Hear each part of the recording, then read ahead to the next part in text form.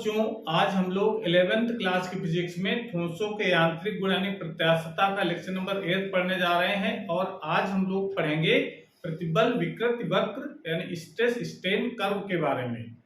तो ये ग्राफ कैसे खींचा जाता है और इस ग्राफ से हम लोग क्या अनुमान लगाते हैं पदार्थ के बारे में, ये आज हम लोग सीखते हैं। तो ग्राफ खींचने के लिए इसमें लोग क्या लेते हैं, एक तार और तार का एक सिरा किसी दृढ़ आधार से बांध दिया जाता है। मतलब ये तार है, तार का एक सिरा यहाँ पर कस के बांध दिया गया है और दूसरे सिरे पर भार बढ़ाते जाएंगे और उसमें जो उत्पन्न विकृति है उसको नोट करते जाएंगे और उसके बीच यानी प्रतिबल और विकृति के बीच हम एक ग्राफ खींचेंगे। वो ग्राफ कैसा होगा ये आज हम लोग सीखना है। तो इसके लिए जब हम ग्राफ खींच रहे होंगे उस समय आपको एक्स अक्ष में और वाई अक्ष में क्या लेना है इसका भी ध्यान रखना है। आपको एक्स अक्ष में लेना है विकृति के बारे में और वाई अक्ष में लेना है प्रतिबल।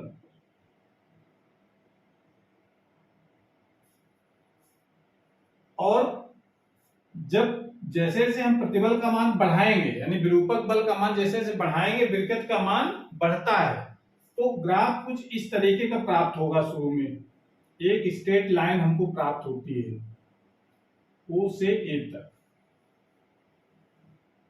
यहां तक एक स्ट्रेट लाइन प्राप्त हो जाती है। उसके बाद और जब भार बढ़ाएंगे तो फिर इसका जो ग्राफ है वो थोड़ा सा टेढ़ा हो जाता है यानी वक्र का रूप लेता है। ऐसे ये बिंदु हमको मिल जाता है एक बी। उसके बाद और जब भार बढ़ाएंगे तो उसका ग्राफ कुछ इस तरीके का प्राप्त होता है ऐसे। यहां पर मान लेते हैं डी और यहां पर मान लेते हैं। इस तरीके का ग्राफ एक अनुमानित ग्राफ ऐसे बनता है। क्या ये सब पदार्थों के लिए ऐसा ही होता है? नहीं, इसी के आसपास पदार्थों का ग्राफ होता है। ये एक जनरल सा ग्राफ है और इस ग्राफ की सहायता से जरा हमको ये देखना है कि पदार्थ के बारे में क्या अनुमान लगता है। तो देखो, शुरुआत में जब प्रारंभ में जब भार बढ़ाना शुरू किया यानी जब प्रतिबल 0 है तो विकृति भी 0 है, प्रतिबल का मान बढ़ा तो विकृति भी बढ़ी, प्रतिबल का मान और बढ़ा विकृति का मान और बढ़ा।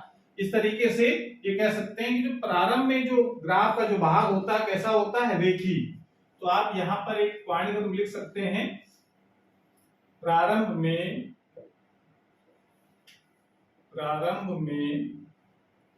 भार बढ़ाने पर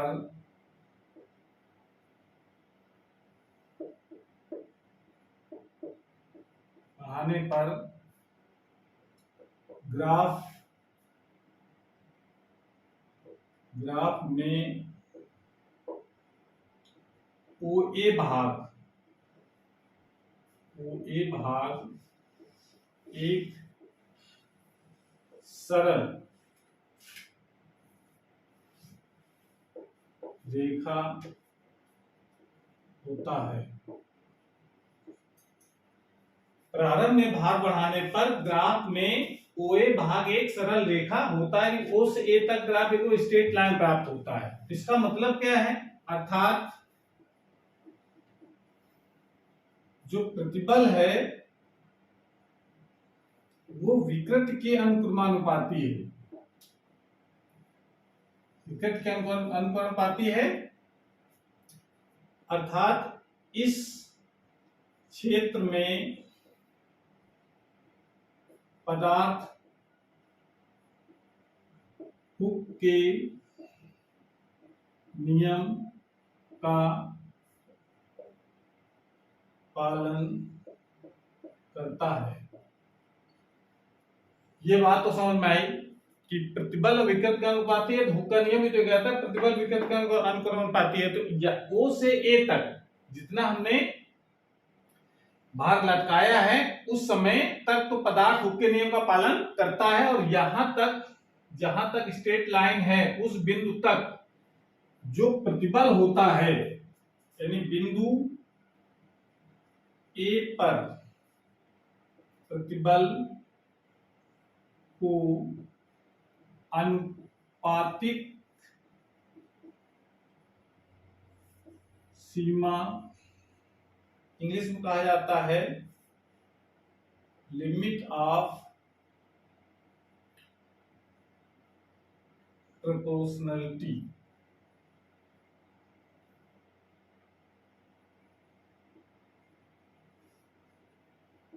लिमिट ऑफ प्रोपोर्शनलिटी कहते हैं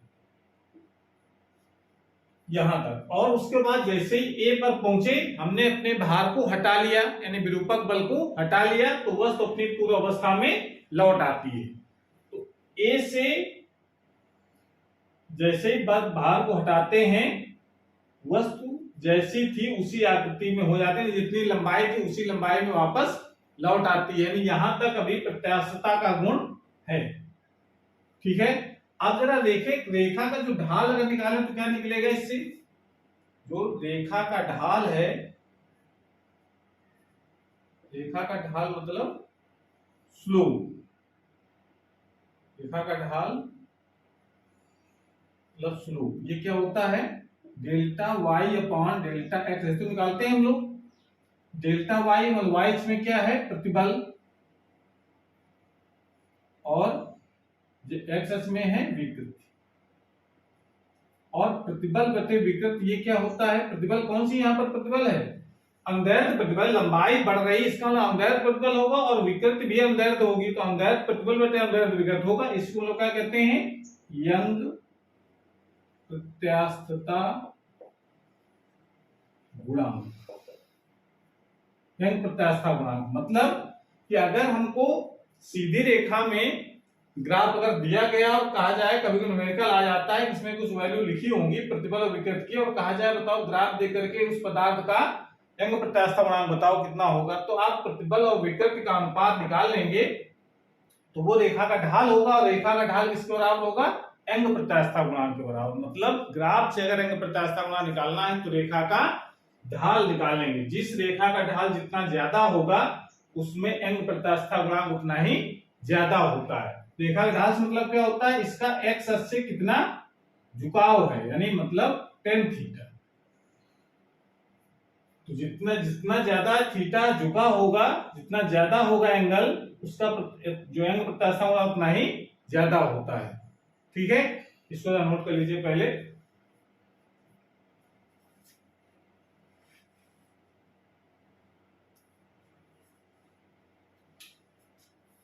अगला पॉइंट आगे दे रहे हैं, यहां तक तो O से A तक की बात हो गई। जो O से A तक जो प्रतिबल होता है विकृति के अनुक्रमानुपाती होता है, जैसे ही बल हटा लेते हैं वस्तु अपनी पूर्व अवस्था में लौट आती है। अब जरा और आगे भार बढ़ाने पर A से आगे और अधिक भार बढ़ाने पर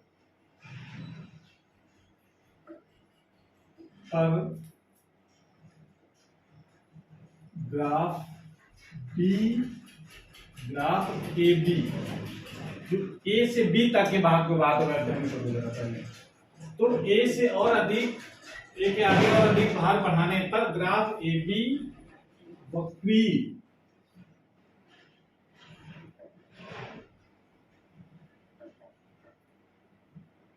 हो जाता है। मतलब फिर सीधा नहीं रहता, फिर कैसा हो जाता है वक्र थोड़ा टेढ़ा हो जाता है। मतलब कि विकृत जो है वो प्रतिबल के अनुक्रमानुपाती नहीं होती, मतलब जो प्रतिबल होता है, प्रतिबल वो विकृत के अनुक्रमानुपाती नहीं होता है।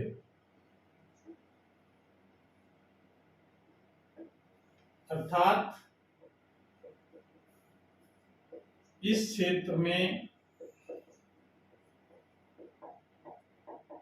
पदार्थ हुक के नियम का पालन नहीं करता है। क्योंकि सीधा तो है नहीं, ग्राफ ए से बी के बीच कैसा हो गया टेढ़ा टेढ़ा हो गया। इसका मतलब है कि ये प्रतिबल और विकृति अनुक्रमानुपाती नहीं है। प्रतिबल का मान थोड़ा बढ़ाओ तो विकृति थोड़ी ज्यादा बढ़ती है। मतलब यहाँ पर ये प्रतिबल थोड़ा ज्यादा तो विकृति और ज्यादा। अनुक्रमानुपाती नहीं होता। तो इस क्षेत्र में जो हुक के नियम का पालन नहीं करता। परंतु अगर हम बी पर पहुंचने के बाद अगर हम विरूपक बल हटा लें, यानी भार को हटा लें, तो वस्तु पूर्व अवस्था में लौट आती है। परंतु लिख सकते हैं यहां पर, परंतु विरूपक बल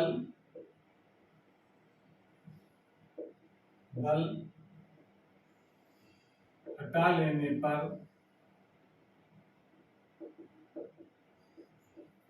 वस्तु पूर्व अवस्था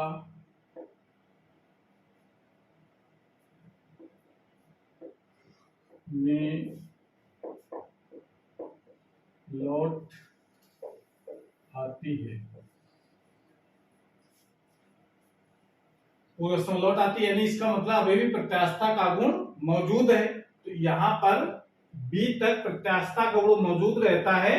तो बिंदु बी पर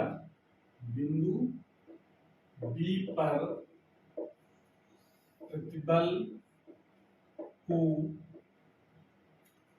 प्रत्यास्थ सीमा कहते हैं। प्रत्यास्थ सीमा यानी इलास्टिक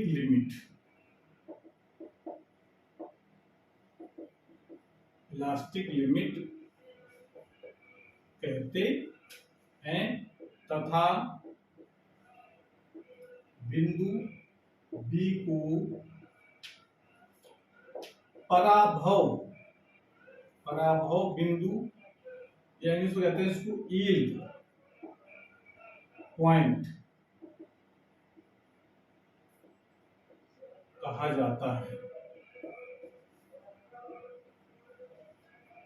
ये बात आपको ध्यान रखनी, मतलब ये कह सकते हैं कि ए पर अगर भार हटाओगे तब भी वापस लौट आएगा अपने पूर्व अवस्था में। बी पर भी अगर पहुंच गया है, यानी विकृत बी पर पहुंच गई है, तो भी अगर भार हटाया तो वस्तु अपनी पूर्व अवस्था में लौट आएगा। यानी कह सकते हैं कि ओ से बी तक का जो ग्राफ का भाग है, इसमें पदार्थ में प्रत्यास्थता का गुण अभी मौजूद है। तो ये कह सकते हैं कि बिंदु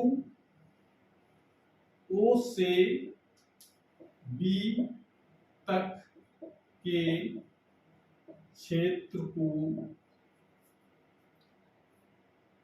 प्रत्यास्थ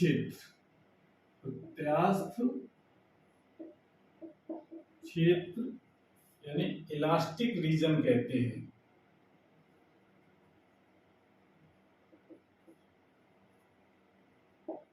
इलास्टिक रीजन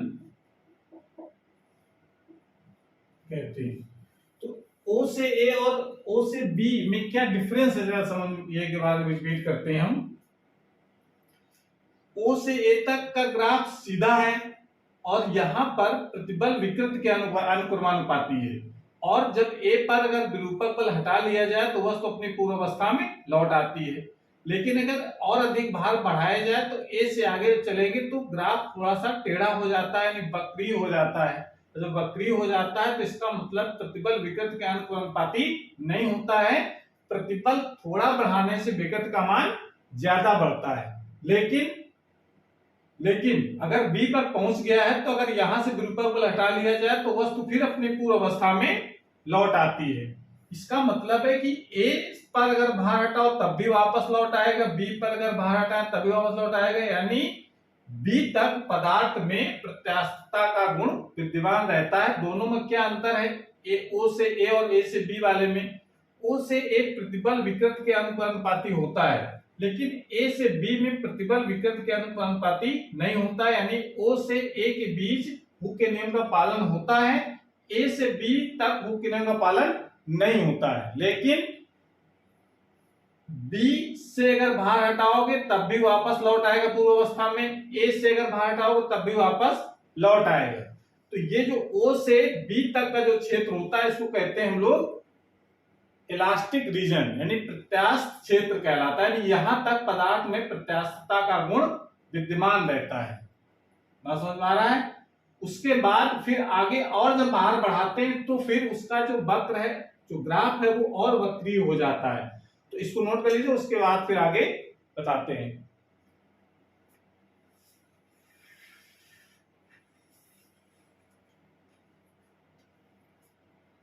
अगला पॉइंट आप लिख सकते हैं, बिंदु बी से आगे भार बढ़ाने पर ग्राफ पीडी प्राप्त होता है। यानी अब देखो यहां पर क्या होता है, ये भी स्ट्रेट लाइन है, ये भी टेढ़ा मेढ़ा ग्राफ होता है। अब इस स्थिति में जब वक्री हो गया, इसका मतलब है कि प्रतिबल विकृत के अनुपात में तो नहीं होगा, अर्थात यहां से निष्कर्ष निकलता है इस स्थिति में क्या होता है कि प्रतिबल का मान थोड़ा बढ़ाते तो विकृत का मान बहुत ज्यादा बढ़ता है। समझ में आ रहा है? यानी प्रतिबल का मान थोड़ा बढ़ाने पर विकृति का मान बहुत ज्यादा बढ़ता है। तो इसका मतलब है कि इस स्थिति में या इस क्षेत्र में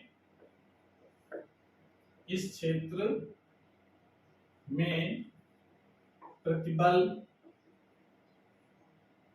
में सूक्ष्म वृद्धि करने पर विकृति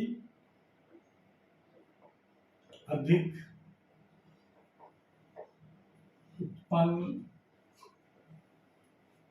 होती है। मतलब यहां पर यह है कि जब भार थोड़ा सा बढ़ाओगे तो लंबाई ज्यादा बढ़ जाती है। मतलब यहां पर यह है तो बी से डी तक के क्षेत्र में, लेकिन यहां पर और भी एक विशेषता है कि अगर हम यहां पर अगर डी पर पहुंच गया है बढ़ाते बढ़ाते, और यहां से अगर हम विरूपक बल को हटा लिया जाए तो वस्तु पूर्व अवस्था में नहीं लौटती है, क्योंकि बी तक क्या था, वस्तु अपनी पूर्व अवस्था में लौट रही थी।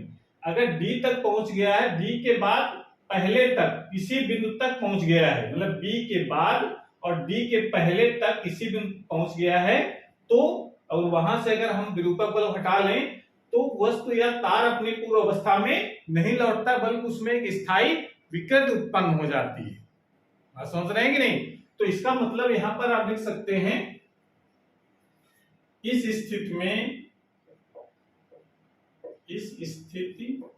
में विरूपक बल हटा लेने पर वस्तु पूर्व अवस्था में नहीं लौटती है,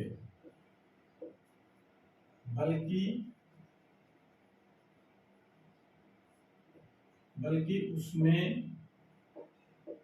एक स्थायी विकृति उत्पन्न हो जाती है। मतलब यहां पर यह है कि जैसे हम विरूपक बल को हटाएंगे, वस्तु ऐसा नहीं कि जहां पर खींच के पहुंचा दिया वहीं बने रहेगी, वापस लौटेगी, लेकिन एकदम वापस नहीं लौटती है, कहीं बीच में रुक जाती है। तो इसका मतलब है ये कह सकते हैं कि बी से डी तक में जो प्रत्यास्थता का गुण वो धीरे धीरे कम होने लगता है। बी तक तो प्रत्यास्थता गुण पूरा मौजूद रहता है कि जैसे बल हटाओ बस पूरा समय लौटाएगी। बी और डी के बीच में प्रत्यास्थता का गुण धीरे धीरे कम होने लगता है, और जब विरूपक हटा लेते हैं तो वस्तु पूर्व अवस्था लौटने का प्रयास करती है, लेकिन पूरी तरीके से वापस नहीं लौटती है, उसमें एक स्थायी विकृति उत्पन्न हो जाती है। उसको हम कोई भी पॉइंट, आप मान लो बी और डी के बीच कोई पॉइंट आप ले लेते हैं, यहाँ पर सी, मान लो सी तक खींचा हमने, तो सी तक खींचोगे तो ये वापस उसी स्थान पर नहीं आएगा, यानी ओ पर नहीं आता है, वो उसमें एक स्थायी एक विकृति उत्पन्न हो जाती है। ये ओ से ओ डैश तक आ पाता है केवल। ये जो पार्ट होता है इसको कहा जाता है स्थायी विकृति। तो बिंदु आगे ये बिंदु सी कहीं पर ले सकते हैं, यहां पर, यहां पर, यहां पर, यहां पर। अगर मान लो यहां ले लिया तो बिंदु सी यहां पर के संगत यहां पर बिंदु ओ डैश हो जाएगा। तो जितना ज्यादा खींचते जाएंगे वैसे वैसे उस विकृति जो है वो बढ़ती जाएगी, यानी स्थायी विकृति का मान धीरे धीरे बढ़ता जाएगा। तो लिख सकते हैं बिंदु सी के संगत स्थायी विकृति ओ डैश। तो ये सी कोई सी पॉइंट का कोई मतलब नहीं है, सी तो सिर्फ ये रिप्रेजेंट करता है कि बी और डी के बीच में कहीं पर भी कोई पॉइंट लेंगे तो वो पॉइंट हमने एक सी ले रखा है, लेकिन पूरी कहानी हमारी बी और डी के बीच की है। अगर सी यहां होगा तो संगत इसके जो स्थायी विकृत होगी वो ओ डैश इतनी हो जाएगी, डी सी यहां भी तो ले लेंगे तो विकृत और बढ़ जाएगी, यानी जो स्थायी विकृति का मान है वो धीरे धीरे बढ़ता जाएगा। बात समझ में आ रहा है? तो इस तरीके से ये जो बी और डी वाला जो पार्ट है यहाँ पर प्रत्यास्थता का गुण धीरे धीरे कम होने लगता है और डी पर जो पहुंच जाता है, यानी डी पर जब हम होंगे, यानी इतना खींच के अगर रखेंगे जो प्रतिबल का मान डी पर होगा उस समय वो प्रतिबल सबसे ज्यादा होता है। तो बिंदु डी पर प्रतिबल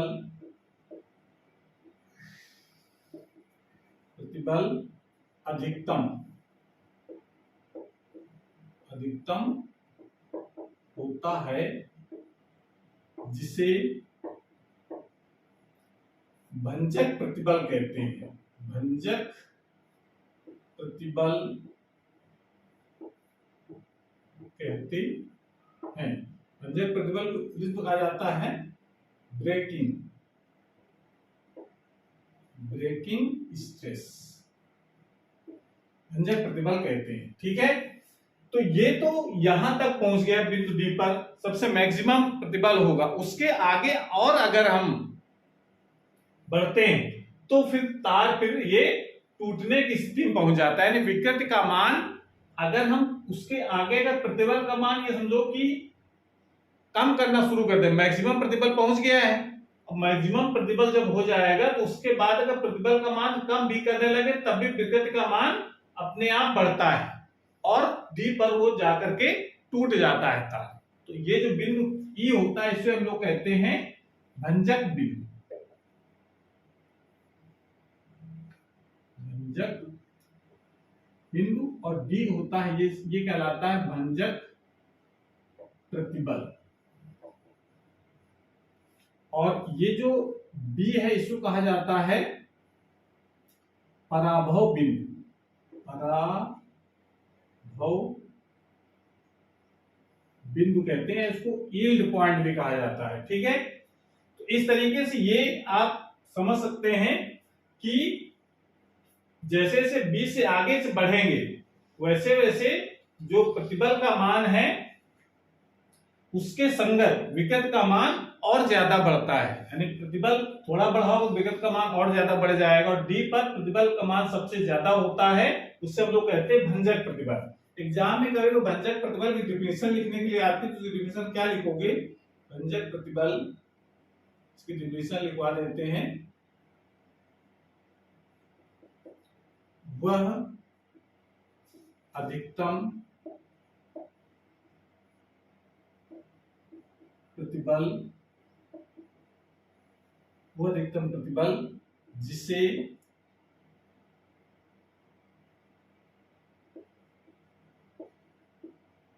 तार टूटने से पहले तक सहन कर सकता है, भंजक प्रतिबल कहलाता है।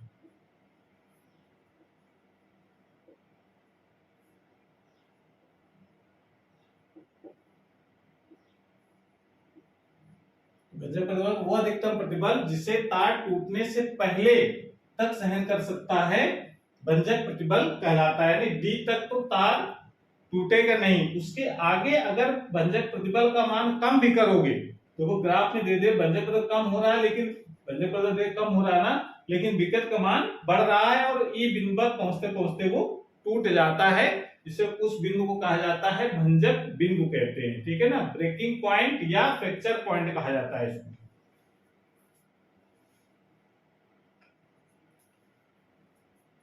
यहां तो नोट कर लीजिए पहले।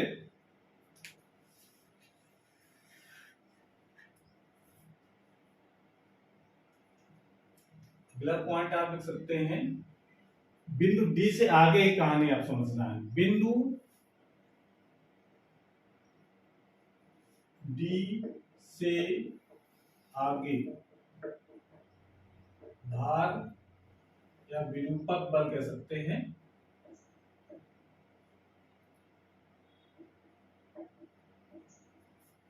हटा लेने पर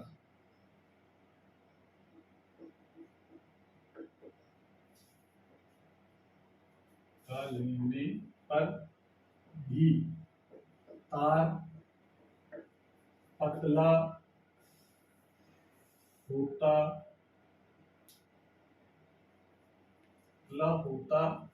जाता है और बिंदु ई पर टूट जाता है। बिंदु ई को भंजक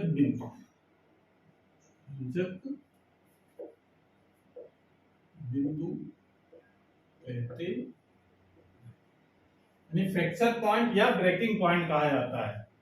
अब यहां पर जरा ये समझना है कि जब देखो यहाँ बी तक की जो कहानी थी उसमें तो जब हम विरूपक को हटा रहे तो वस्तु पूर्व अवस्था में लौट रही थी, तो ओ से बी तक वाला क्षेत्र हमारा कहलाता है इलास्टिक रीजन यानी प्रत्यास्थ क्षेत्र कहलाता है। लेकिन बी से ई तक का जो भाग होता है इसमें अगर विरूपक को हटा लिया जाए तो वस्तु पूर्व अवस्था में नहीं लौटती, यानी ये रीजन हमारा कहलाता है प्लास्टिक रीजन। तो बिंदु बी से ई तक का क्षेत्र प्लास्टिक क्षेत्र या प्लास्टिक रीजन इंग्लिश कहते हैं,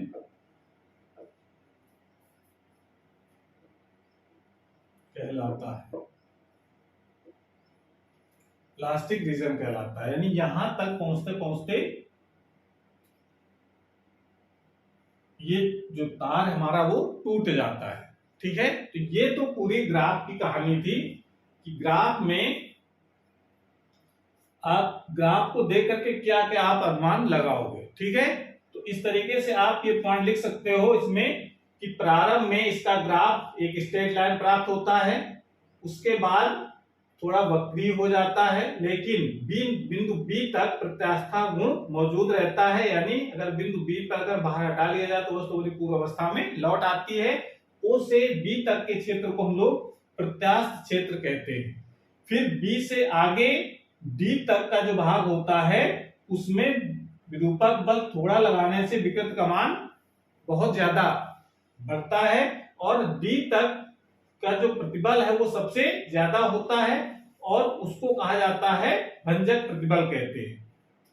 ये जो डी तक के क्षेत्र को डी तक अगर विरूपक बल हटा लिया जाए तो वस्तु अपनी पूर्व अवस्था में लौटने का प्रयास करती पर एकदम यानी एग्जैक्ट पूर्व अवस्था में लौट नहीं पाते, उसमें एक स्थायी विकृत उत्पन्न हो जाती है।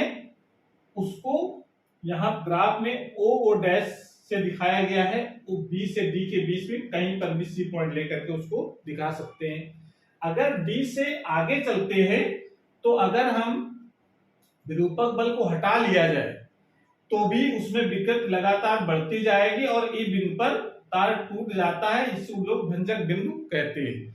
इतनी ग्राफ की कहानी है। अब ग्राफ से जरा देखो कि हम इस ग्राफ से देख करके जो हमारे पास तीन पदार्थ हैं उसका अनुमान आपको कैसे लगाना है। कौन कौन से तीन पदार्थ हैं? एक तो तन्य पदार्थ,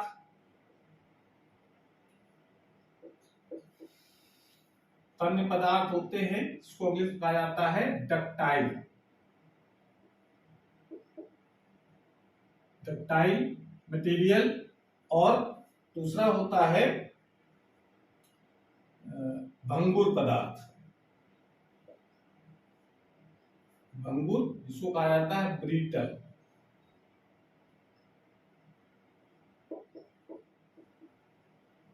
ब्रिटल सब्सटेंस कहलाते हैं। और तीसरा होता है त्यास्थक पदार्थ,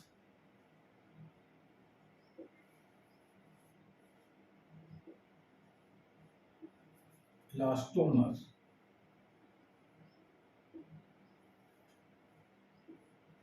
इलास्टोमर तो ये तन्य जो पदार्थ होते हैं वो ग्राफ से अनुमान कैसे लगे कौन सा पदार्थ तन्य है, कौन सा भंगुर है, कौन सा त्यास्थक पदार्थ है। ठीक है, तन्य पदार्थ का मतलब होता है वो पदार्थ जिनको खींच करके तार बनाया जा सके, उनको कहते हैं हम लोग तन्य पदार्थ है। इसको कहा था डक्टाइल मटेरियल। तो इस ग्राफ से देखकर कैसा अनुमान लगेगा कि जैसे देखो जिसको खींचा जाए और जल्दी ना टूटे उसको हम लोग कहते हैं तन्य पदार्थ। इसका मतलब खींचने वाला खींच करके छोड़ देंगे तो वापस लौट आएगा, तो तार कहाँ रहा। खींचने के बाद उसमें स्थायी विकृत उत्पन्न हो उसको कहा जाएगा हम लोग तन्य पदार्थ कहते हैं। इसका मतलब इसका जो प्लास्टिक रीजन होता है, प्लास्टिक जो क्षेत्र होता है, प्लास्टिक क्षेत्र बड़ा होता है इसमें।